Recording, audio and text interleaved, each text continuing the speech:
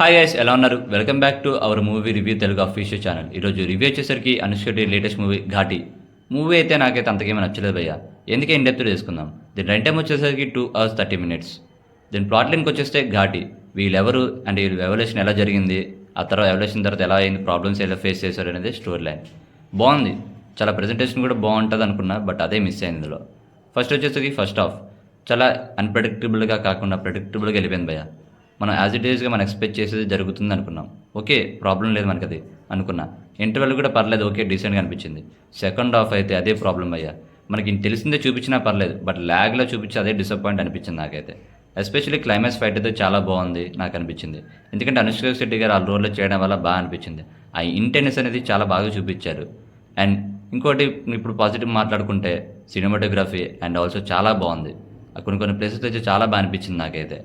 And also performance భయ్య అనుష్క శెట్టి గారు and also Krishna Chaitanya గారు అండ్ చాలామంది ఉన్నారు యాక్టర్స్, చాలా బాగా అనిపించారు నాకు. ఇందులో బాగా అయితే ఎక్కువైతే అనుష్క శెట్టి గారు and also Krishna Chaitanya excellent performance ఇచ్చి నాకైతే అనిపించింది. కృషి గారు అయితే రైటింగ్ మీద అంటే క్యారెక్టర్స్ మీద చాలా బాగా రాసుకున్నారు, ఓకే బాగానే ఉంది.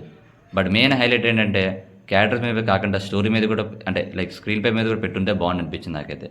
అదే మిస్ అయింది. బట్ స్క్రీన్ ప్లే కానీ ఇంకా బాగుంటే చాలా బాగుండేది మూవీని. బట్ అదే మిస్ అయిపోయింది నాకు అనిపించింది. ఇంకా అదరిటాగా క్యారెక్టర్స్ కానీ అంతా చాలా బాగున్నాయి. చెప్తున్నాను కదా, క్యారెక్టర్ విషయంలో అయితే ఎక్కడ తగ్గలేదు, చాలా బాగుంది అనిపించింది నాకైతే.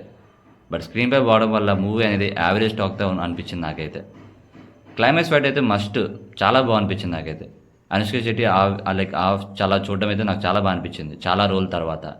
ఇంకా చూసుకుంటే కృష్ణ డైరెక్షన్ మిస్ఫైర్ అయింది అనిపించింది నాకైతే.